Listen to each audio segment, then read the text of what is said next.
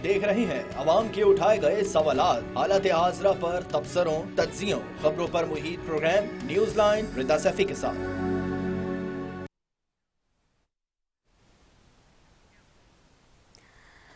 अस्सलाम वालेकुम, मैं हूँ रिदा सैफी। नाजरीन, सबसे अहम मामला आज ये कि जो सिविलियंस हैं उनका ट्रायल जो है वो अब बता दिया गया है कि जी होगा मिलिट्री कोर्ट्स के अंदर।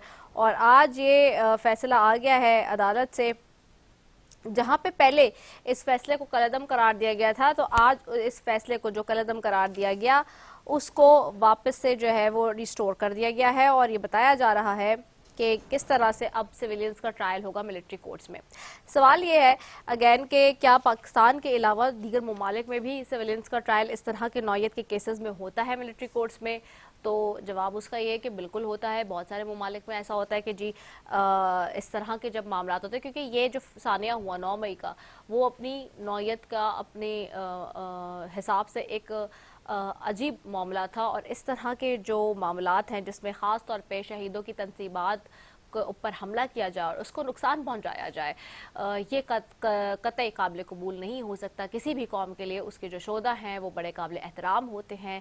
आप अपना सियासी जो नज़रिया है उसको यकीनी तौर पर बता सकते हैं, डिलीवर कर सकते हैं, लोगों तक पहुंचा सकते हैं, लेकिन जहां इस तरह की बात आती है वहाँ पर आपको मोहतात भी होना चाहिए। वहाँ पे आपकी कुछ अखलाक़ी अपने फ़राइज़ भी बनते हैं। उस पर आप चूँकि एक लीडर के तौर पे जब सामने होते हैं और ख़ास तौर पे जब एक सियासी पॉलिटिकल के तौर पे सामने होते हैं, तो बहुत से लोग आपको देख रहे सुन रहे होते हैं। तो सुप्रीम कोर्ट में आज जो फौजी अदालतों में सिविलियंस का ट्रायल जारी रखने की इजाज़त है वो दे दी गई है और ट्रायल का कदम करार देने का फैसला मुअत्तल भी कर दिया गया है। इस पर बात करेंगे। दूसरी जानिब तोशाखाना केस में साबिक़ वज़ीर-ए-आज़म इमरान खान की अबूरी ज़मानत खारिज हो गई है, नैब ने जेल में गिरफ्तारी डाल दी है। और साथ ही साइफर केस में खान साहब की और शाह महमूद कुरैशी पर फर्द जुर्म भी आयद हुआ है। दूसरी जानिब नवाज शरीफ कहते हैं इंतकाम नहीं लेना चाहता, लेकिन हिसाब तो बनता है। अब हिसाब किससे लेंगे? क्या ये वही हिसाब है जो कि बाजवा साहब से लेना था और जनरल फैज से लेना था, या फिर ये कोई नया हिसाब की बात कर रहे हैं? ये बहुत इंपॉर्टेंट है। दूसरी जानिब बिलावल भुट्टो ज़रदारी कहते हैं दहशतगर्दों के साथ मुज़ाकरात के फैसले ने पाकिस्तान को 10 साल पीछे धकेल दिया है, तो दहशतगर्दों की कोई जगह नहीं है। ये बिलावल साहब कह रहे हैं दुनिया से मिलकर चलना है या नॉर्थ कोरिया बनना है, फैसला हमारा होगा। इम्पॉर्टेंट बात है। दूसरी जानिब जी जहां ये मामलात हैं वहीं पर PTI intra party election case में चेयरमैन पीटीआई कल तलब भी हुए हैं। इंट्रा पार्टी इंतखाबात में इलेक्शन कमीशन ने पीटीआई की वजाहतें नाकाफी करार दे दी गई हैं और इस पर बहुत बड़ा क्वेश्चन मार्क लगाया गया है, जिसके ऊपर बात करेंगे। दूसरी जान नवाज शरीफ साहब जो कि बात कर रहे थे साहब की, और जहाँ से उन अलेजिया रेफरेंस केस में वो क्लियर भी हुए हैं, वहीं पर सवाल ये भी बनता है कि क्या वो अब अहल हो गए हैं इलेक्शन में लड़ने के लिए और इलेक्शन जनरल इलेक्शन कॉन्टेस्ट कर सकते हैं, उसमें जा सकते हैं नहीं? ये बहुत बड़ा सवाल है। और साथ ही वो इसलिए भी है ये सवाल क्योंकि सुप्रीम कोर्ट में जो ताहयात नाअहली से मुतालिक तमाम दरख्वास्तें हैं वो एक साथ सुनने का फैसला कर लिया गया है और उसका फैसला भी सुप्रीम कोर्ट में लगा है। तो this week is very happening again is aspect in perspective of courts, क्योंकि सुप्रीम कोर्ट जा रहा है बहुत सारे ऐसे मामलात को अनफोल्ड करने और केस की हियरिंग्स लेने के लिए, जो कि बहुत इंपॉर्टेंट है।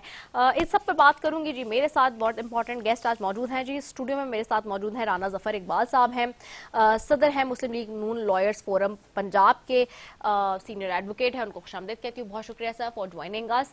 मेरे साथ मौजूद हैं जी अकरम चीमा हैं, सीनियर सियासतदान हैं, आपको खुशामदीद कहती हूँ। मेरे साथ नवाबजादा इफ्तिखार साहब हैं, फॉर्मर MNA हैं, फॉर्मर मिनिस्टर हैं पाकिस्तान पीपल्स पार्टी से, आपको भी खुशामदीद कहती हूँ। आप तीनों मौजूद मेहमानों का बेहद शुक्रिया। सबसे पहले मैं राना जफर इकबाल साहब आपकी तरफ आती हूँ। एक तरफ हम देख रहे हैं जैसे कि पहले तो मैं नवाज शरीफ साहब के हवाले से बात कर लेती हूँ, फिर मैं अदर दैन उसके बात करूंगी, क्योंकि आप ऑफ कोर्स एडवोकेट भी हैं। मैं आपसे भी लीगल एस्पेक्ट में कुछ चीज़ों पर चाहूँगी कि रोशनी डालें आप। लेकिन पहले नवाज शरीफ साहब की बात करते हैं। नवाज शरीफ साहब कह रहे हैं कि जी इंतकाम नहीं चाहता लेकिन हिसाब लेना तो बनता है। हिसाब अब किससे लेंगे? क्या उन जर्नलों से हिसाब लेंगे जिसके नाम लेते रहे हैं नवाज शरीफ साहब, या फिर हिसाब जो है वो खान साहब से लेने की बात हो रही है? इसको क्लियर कर दें। साथ ही ये भी बता दें कि क्या नवाज शरीफ साहब अब इलेक्शन लड़ने के लिए अहल हो गए हैं या नहीं? बिस्मिल्लाहिर्रहमानिर्रहीम। बहुत शुक्रिया मैडम रिदा। बड़ा अच्छा आज का, जैसे आपने फरमाया कि बड़ा इस एक सरगर्म किस्म का वीक शुरू हो गया और बहुत ज़्यादा इसमें मामला सामने आएंगे। तो जहाँ तक अदालत से इंसाफ की बात है, नवाज शरीफ साहब की बात है, तो नवाज शरीफ साहब और मुस्लिम लीग नून के लोग और पाकिस्तानी कौम को मुबारक हो कि एक लीडर जिसे बिला वजह हटा दिया गया था वो आज सारे मुकदमा से बरी भी हो गए और उनके नाअहलियत जो है वो भी ख़त्म हो गई और वो इंशाल्लाह अब नेक्स्ट इलेक्शन में भरपूर तरीके से हिस्सा लेंगे और इंशाल्लाह वज़ीर आज़म मुंतखब होंगे और मुल्क के जो मसाइल हैं जो काफ़ी सालों से बिल्कुल मुंतशिर हो गए थे तो वो भी उन्हें भी जो है ना समेटेंगे और कौम को तरक्की के रास्ते पर लेके चलेंगे। जहाँ तक बात है इंतकाम नहीं चाहता, हिसाब लेना तो बनता है। तो इंतकाम के हवाले से जब 2008 में हुकूमत बनी और पंजाब में मुस्लिम लीग नून की हुकूमत बनी तो उससे लेके 2018 तक 10 साल तक पंजाब में मुस्लिम लीग नून की हुकूमत थी। मुस्लिम लीग नून की हुकूमत ने एक सिंगल FIR दर्ज नहीं की, किसी सियासी इंतकाम की कोई FIR पंजाब में दर्ज नहीं हुई, ना PTI के ख़िलाफ़, ना किसी और जमात के ख़िलाफ़, ना अपोजिशन के ख़िलाफ़। तो इस तरह से उन्होंने साबित किया कि हमने रवादारी से, वज़ादारी से और कानून के मुताबिक ज़िंदगी गुजारनी है, कानून के मुताबिक स्टेट को लेके चलना है। तो ये मेरा PTI के दोस्तों से भी चैलेंज है कि वो पिछले 10 साल में 2008 से 18 तक कोई ऐसी FIR ले आए जिससे ये साबित होता हो कि इंतकाम की, जिसमें स्मेल आती हो या बू आती हो कि ये इंतकाम की बुनियाद पर हुई है। अगर कोई जेन्युइन वारदात हुई है, जेन्युइन जुर्म हुआ है तो उसके लिए कानून अपना रास्ता अख्तियार करता है और वो कानून ने अपना रास्ता अख्तियार किया है। तो जी हाँ जी, तो ये हाँ जी ठीक हो गया है। मैं आपकी तरफ आऊंगी नवाबजादा इफ्तिखार साहब। नवाबजादा इफ्तिखार साहब, आप देख रहे हैं कि बहुत से कानूनी पहलू इस वक्त चल रहे हैं सुप्रीम कोर्ट में। Keeping that in the view, वो एक साथ मामला थे। दूसरी जानिब ये कि आज बिलावल साहब कहते हैं दहशतगर्दों के साथ मुज़ाकरात के फैसले ने पाकिस्तान को 10 साल पीछे धकेल दिया है और पार्लियामेंट को एतमाद में लिए बगैर दहशतगर्दों से मुज़ाकरात किए गए। दहशतगर्द हमारे आपस के इख्तलाफात का फ़ायदा उठा सकते हैं। दुनिया से मिलकर चलना या नॉर्थ कोरिया बनना, फैसला हमारा अपना होगा। किसकी तरफ इशारा कर रहे हैं आखिरकार? देखें, ये जो पिछला 3.5 साल का टेन्योर था उसमें जिस तरीके से इन्होंने अफगानिस्तान में जो लोग हमारी फौज ने दहशतगर्दों को यहाँ से धकेल दिया था, जिन्होंने हमारे फौजी जवानों के उनके गले काटे और उनके सिरों के साथ फुटबॉल बना के उन्होंने वो किया, खेले, तो उन दहशतगर्दों को जब यहाँ से निकाल फायर किया तो बगैर पार्लियामेंट को एतमाद में लिए सारा उनसे इन्होंने फायदा किया और सब दहशतगर्दों को वापस, किसकी बात कर रहे हैं? सिलेक्टेड गवर्नमेंट जो थी जी, वो तो कहते हैं कि जनरल फैज साहब की तस्वीरें आपके सामने हैं कि वो अफगानिस्तान में खड़े होके चाय का कप पी रहे हैं और जो होता है वो भी एस्टेब्लिशमेंट पे इल्जाम लगाते हैं, आप उन पे इल्जाम लगा रहे हैं। जी देखें, इमरान खान साहब की हुकूमत थी, उन्होंने पार्लियामेंट को एतमाद में लिए बगैर ये सब कुछ किया ना जी। ISI तो उनके मातहत थी ना जी। तो ये बड़ा वाज़ेह है कि उन्होंने, चेयरमैन साहब ने भी इसी तरफ इशारा किया है कि पार्लियामेंट को एतमाद में लिए बगैर ये सब कुछ किया गया और जिसका खमियाजा आज हम भुगत रहे हैं जी। अच्छा, तो इसमें आप उस वक्त की एस्टैब्लिशमेंट और हुकूमत दोनों को इसका कसूरवार समझते हैं? जी बिल्कुल, खास तौर पर उस वक्त की जो हुकूमत थी जी। अच्छा, ठीक हो गया है। अच्छा, अब ये बताएं कि इस सिचुएशन में सारा हम एक तरफ ये भी देख रहे हैं, दूसरी तरफ हम ये भी देख रहे हैं कि जो ताहयात नाअहली के मामलात थे वो भी अब क्लियर होते जा रहे हैं और साथ ही आज तो बल्कि फौजी अदालतों में सिविलियंस के ट्रायल जारी रखने की भी इजाजत का मामला आया है। ट्रायल का कदम करार देने का फैसला मुतल किया गया है। पाकिस्तान पीपल्स पार्टी इसको कैसे देखती है? देखिए, इसमें जहाँ तक है कि ये जो रिलीफ मिल रही है वो ताहयात नाअहली वाली या बाकी सारा, ये तो पार्लियामेंट ने उसका एक वो आखिरी दिनों में जो इन्होंने बिल पास किया और वो मियाद मुकर्रर की 5 साल की, वो तो उसके तहत है, और जाहिर सी बात है कि अदलिया को भी जो पार्लियामेंट ने पास किया उसका पास करना है उन्होंने। और जहाँ तक बात है, ये जो इन्होंने अदलिया ने आज ये किया है, अपने ही उसकी नजरसानी की है उन्होंने, तो उसमें बहुत सारी चीजें हैं अभी जो सामने आनी है, और ये कंडीशनली उन्होंने सारा किया है।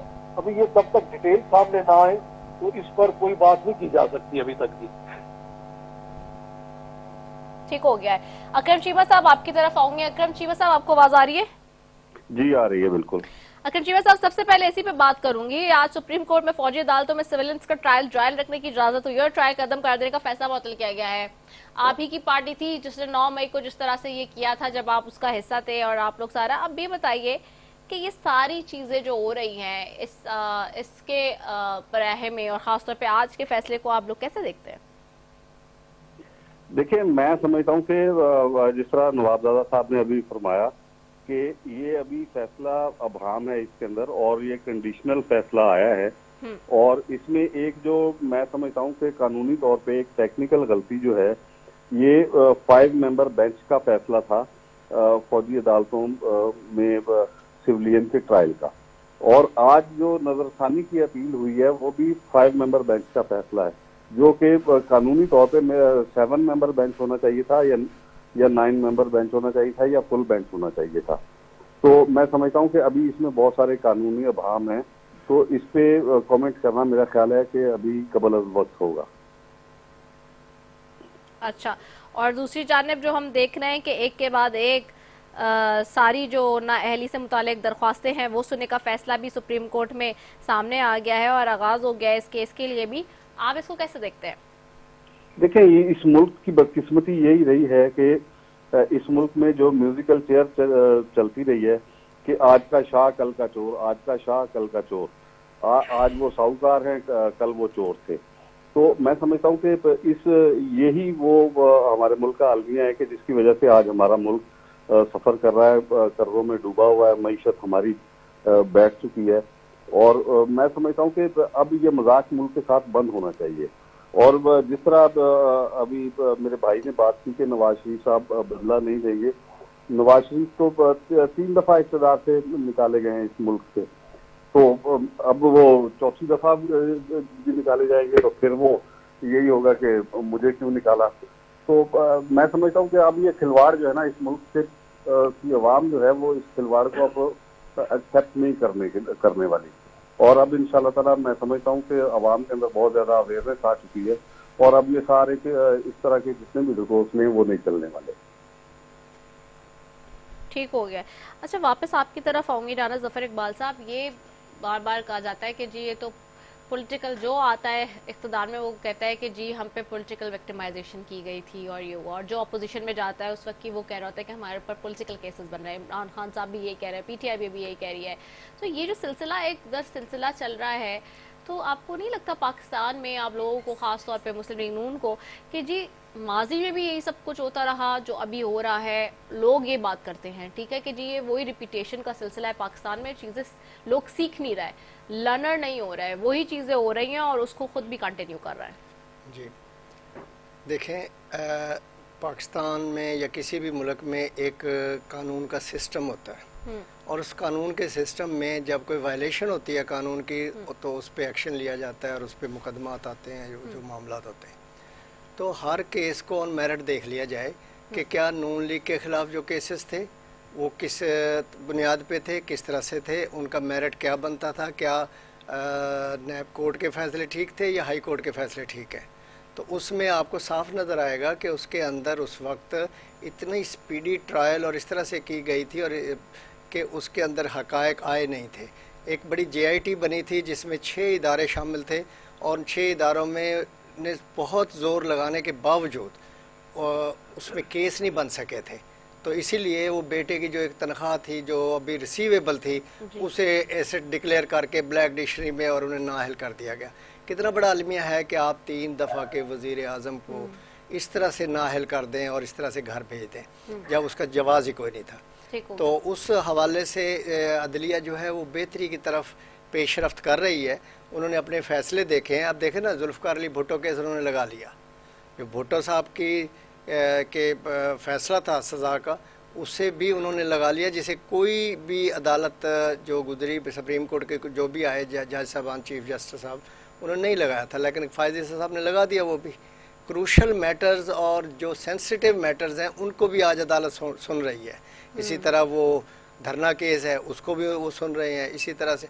तो वो कहने का मतलब ये है कि आज बेहतरी आई है, अदालत के सिस्टम में बेहतरी आई है। किसी केस पे ये पिन पॉइंट नहीं होता कि इसको नहीं सुना जाएगा, उसका फ़ैसला जो है उससे आप इख्तलाफ कर सकते हैं, उस पर तनकीद भी कर सकते हैं, लेकिन जुडिशरी अपनी सही सिमत में चल रही है।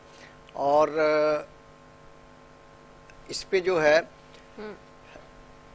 नवाज शरीफ साहब ने जितना काम इस मुल्क में किया है, तरक्याती काम किए हैं। आज मैं बार में था, सेमिनार था एक, उसके हवाले से मैं आया था लाहौर से। तो उस सेमिनार में इस कराची के वकला साहबान ने इतने गिले शिकवे और इतनी बातें की कि हमें जो है ना हमारे हकूक़ नहीं दिए जा रहे और हमारे मसाइल हल नहीं हो रहे। और इस तो अब अगर देखें तो बुनियादी मसाइल जो हैं वो सिंध के और कराची के क्या हैं। अब सिंध और कराची के बुनियादी मसले तो बेसिकल एक वकील के भी हैं, एक आम आदमी के भी हैं, आपके भी हैं। क्यों? ट्रैफिक का मसला है, वो सबका है, पानी का मसला है, वो सबका है, इलेक्ट्रिसिटी का मसला है, डिस्पोजल का मसला है, अमन व अमान की सूरत हाल है, ये सारे मसाइल सामने हैं। और उन्होंने आज जब कंपेयर किया, बल्कि एक सीनियर वकील ने वहाँ पे जब अपनी खिताब में कहा कि पंजाब को देख लें आप, लाहौर को देख लें आप, सादिकाबाद को क्रॉस करते हैं हम तो वहाँ सूरत हाल तब्दील हो जाती है। तो उसकी वजह यही है कि जब बेहतर नुमाइंदे इलेक्ट होंगे तो वो नुमाइंदे आपके कामों पे तवज्जो देंगे और परफॉर्मेंस देंगे, और वो परफॉर्मेंस दी है उन्होंने। और उसी परफॉर्मेंस की कराची में ज़रूरत है, उसी परफॉर्मेंस की सिंध में, बलूचिस्तान में, KPK में भी ज़रूरत है। पिछले 10 साल से KPK में PTI बैठी है, वहाँ के हालात देख लें आप, वहाँ जाएँ देखें तो वहाँ के हालात और सिंध के हालात में कोई ख़ास फ़र्क नहीं है, बल्कि उनके हालात ज़्यादा बदतर हैं सिंध से भी। तो इसलिए ये सारी चीज़ें जो अदालतों में और इंतकाम में और सियासी इंतकाम में, तो मैंने इसीलिए कहा था कि 10 साल जो मियाँ साहब के थे पंजाब में 8 से 18 तक, उसमें आप एक FIR कोई निकाल लाए जिसमें कोई इंतकाम की बो आती हो या उसका मामला हो। तो इसलिए ये बेहतरी की तरफ मामला जा रहे हैं। और अब सारी कौम को चाहिए वो इलेक्शन में आए और अपना अपना रोल अदा करे।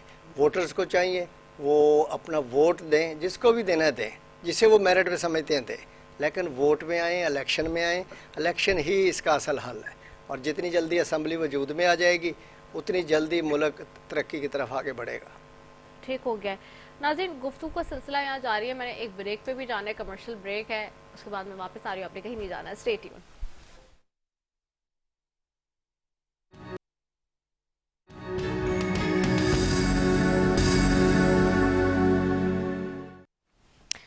वेलकम बैक नाजरीन। और जी बात हो रही है आज बड़े ही अहम मामलात के ऊपर, और ये कुछ तो आईनी मामलात और कानूनी मामलात हैं, कुछ पहलू हैं जिसके ऊपर बहुत इंपॉर्टेंट है बात करना, जिस पे हम बात भी कर रहे हैं। साथ ही जी सियासी मंजरनामे की भी बात हो रही है, इस पे भी बहुत इम्पोर्टेंट है कि जी इसके ऊपर बात करें। फवाद आज कह रहे थे कि इलेक्शन जो है वो किसी ताख़ीर का शिकार नहीं होंगे, इस वजह से कि जी अमन व अमान की सूरत हाल के बाइस कोई बताए इसका मौमा के जी इलेक्शन ताख़ीर का शिकार हों, लेकिन नहीं होंगे, क्योंकि बहुत मुसद्दक़ा ज़राए से खबरें आ रही थी कि मौलाना फजलुर रहमान साहब ख़ास तौर पे इस बात के लिए बहुत ज़्यादा परेशान भी है कि जी ये जो अमन व अमान की सूरत हाल है और जो दहशत गर्दी की एक नई लहर है जी, उसके हवाले से वो कह रहे थे कि इलेक्शंस के लिए बहुत मुश्किल है कि हम बहुत सारे एरियाज़ को कवर कर सकें अपनी कैंपेन्स के अंदर।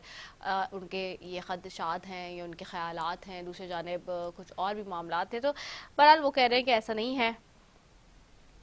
तो अब देखना ये है कि इलेक्शंस भी टाइमली हो रहे हैं, नहीं हो रहा है। इस पे ही बात करूं ज़रा, नवाज़ादा इफ्तिखार साहब आपकी तरफ भी आऊँगी। इलेक्शन में आप लोग का तो पहले था कि लेवल प्लेइंग फील्ड नहीं मिल रहा, अब तो जाहिर सी बात है मुतमईन भी है क्योंकि अनाउंस हो गए डेट वगैरह, सारी चीज़ें स्केड्यूल आ गया। आज फवाद साहब ने भी सिक्योरिटी और श्योरिटी दे दी कि जी इलेक्शन तो अपने टाइम से ही होंगे।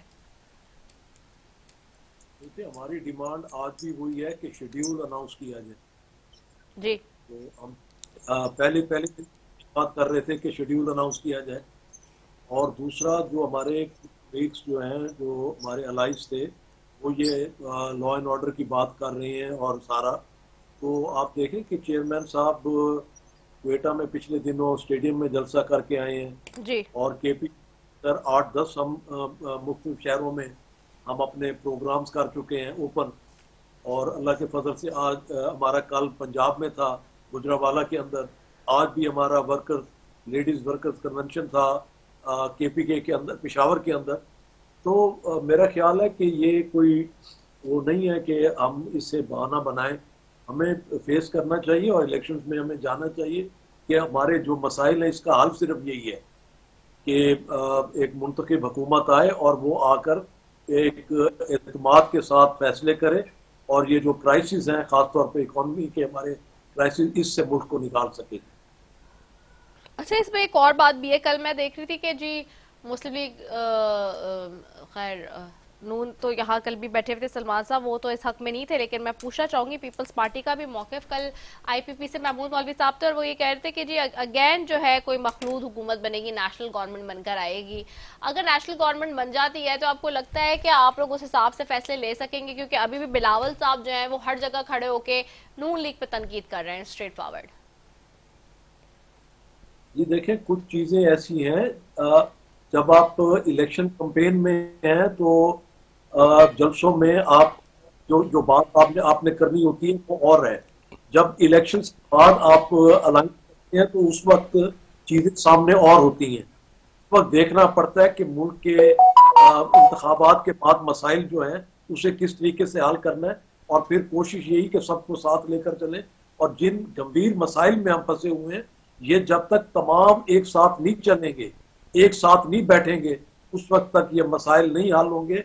किसी एक जमात के बस की बात नहीं है कि वो जाकर उसके पास कोई अलग दिन का चराग होगा और वो जाके सारे मसले हल कर लेगी।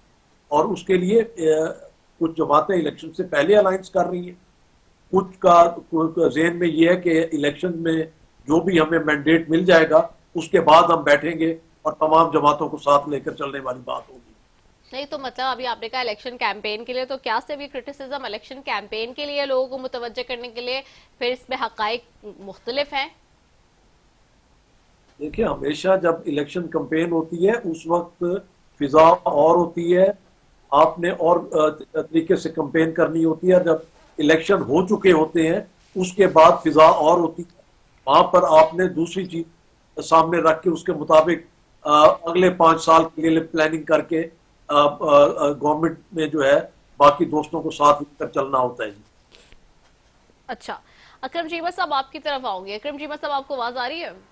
जी आ रही है बिल्कुल। क्या जो कैंपेन्स अब आप लोग भी करेंगे और चीजें चल रही हैं उसके मुताबिक आपको लग रहा है कि उतनी स्पेस मिली जाएगी लेवल प्लेइंग फील्ड की जिस तरह से बाकी सियासी जमातों को भी मिल रही है? क्योंकि पीपल्स पार्टी का तो यही शिकवा रहा कि जी लेवल प्लेइंग फील्ड नहीं मिल रही।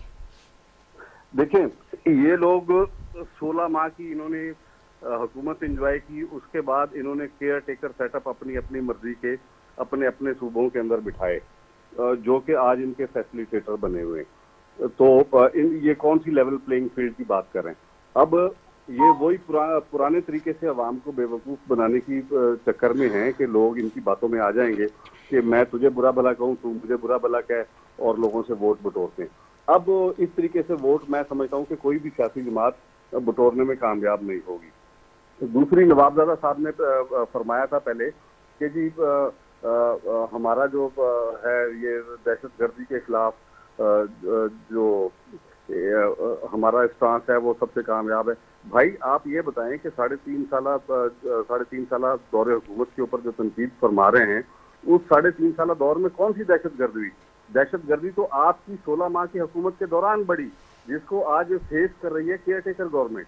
और हमारी अफवाज का रोजाना की बुनियाद पे नुकसान हो रहा है, हमारे जवानों की शहादत हो रही है, तो इसका जिम्मेदार कौन है?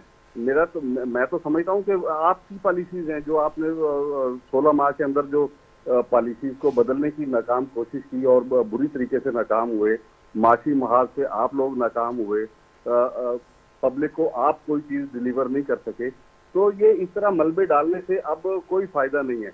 अब मैं समझता हूँ कि पाकिस्तान एक हकीकी तब्दीली की तरफ गामजन हो चुका है और इंशाअल्लाह ताला वो तब्दीली वोट के जरिए आएगी।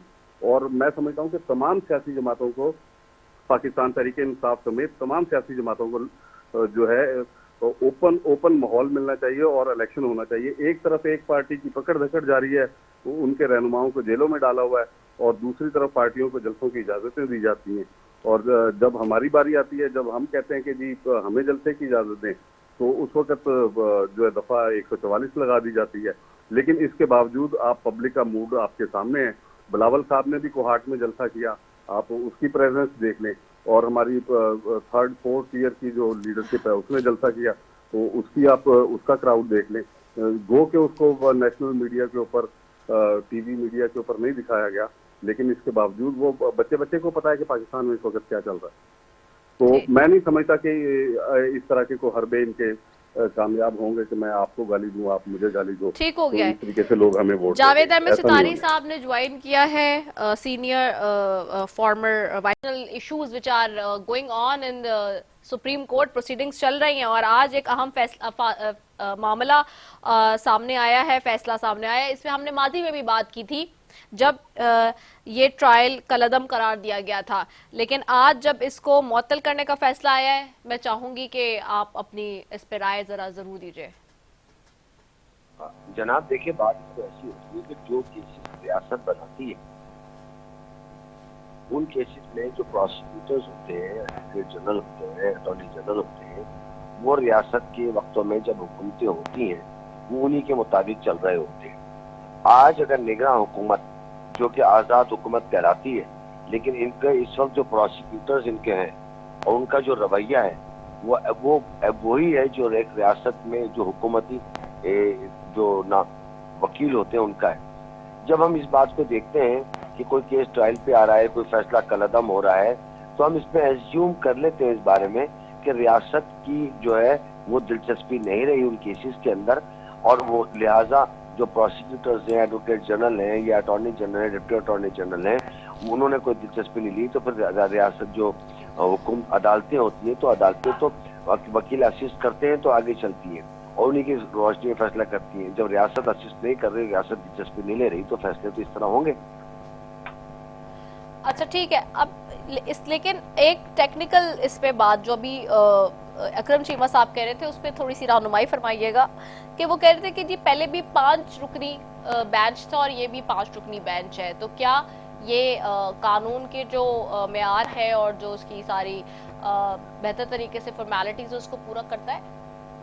आप मुझे थोड़ा सा वाजा कर दें, आप कौन से वाले फैसले की बात कर रहे हैं? मैं फौजी अदालतों की ही बात कर रही हूँ, जो आज फैसला आया है फौजी अदालतों में सिविलियंस के ट्रायल का मामले की।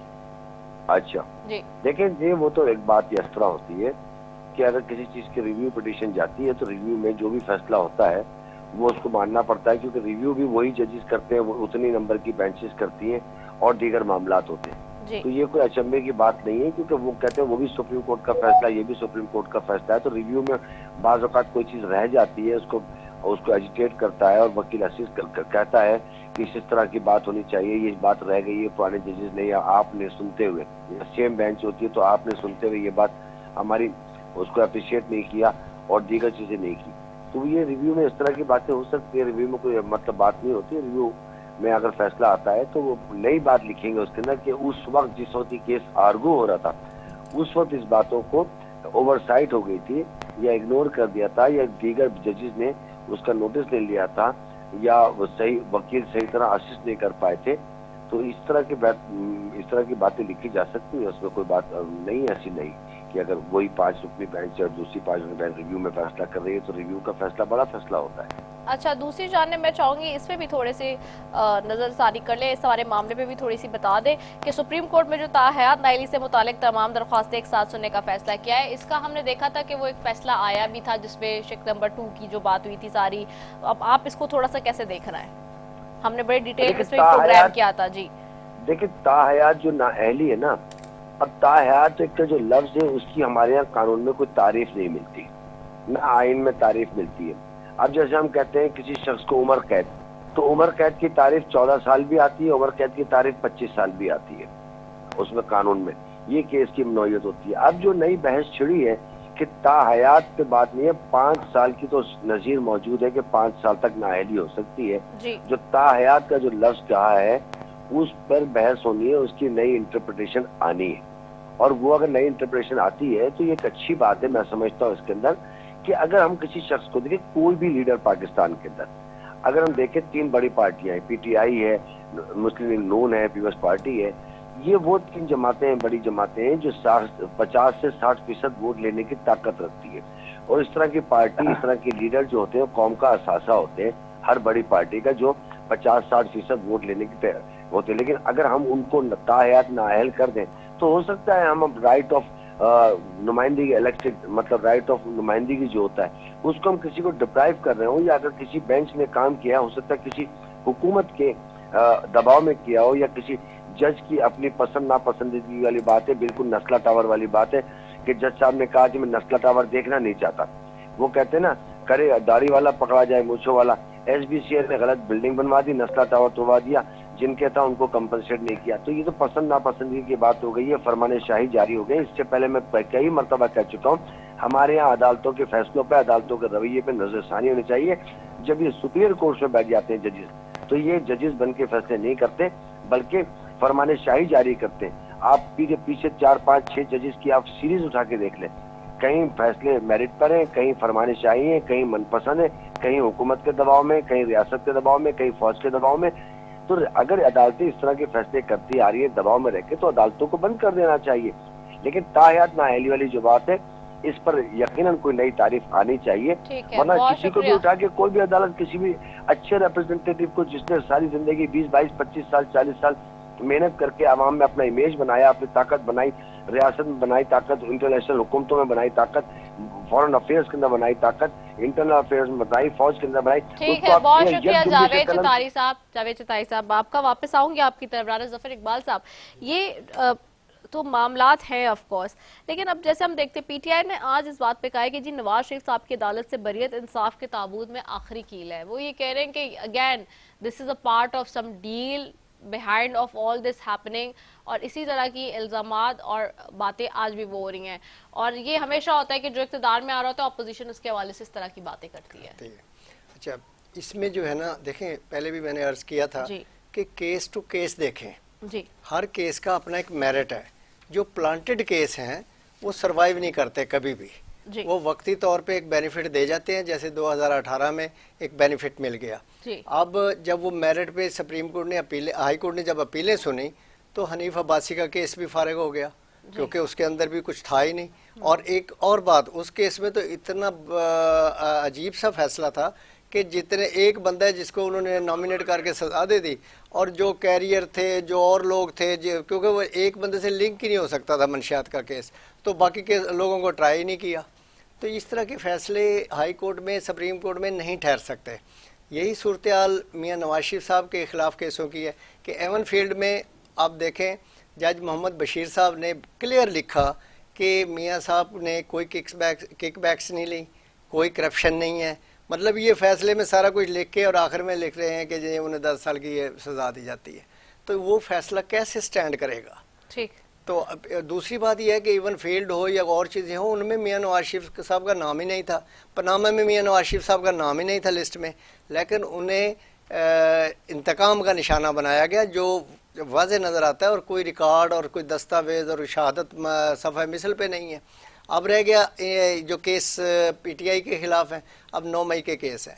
अब 9 मई में जब जीपीओ का जीएचक्यू का गेट तोड़ते हैं तो एक बड़ा ही क्राइम है, ये क्राइम स्टेट के खिलाफ क्राइम है।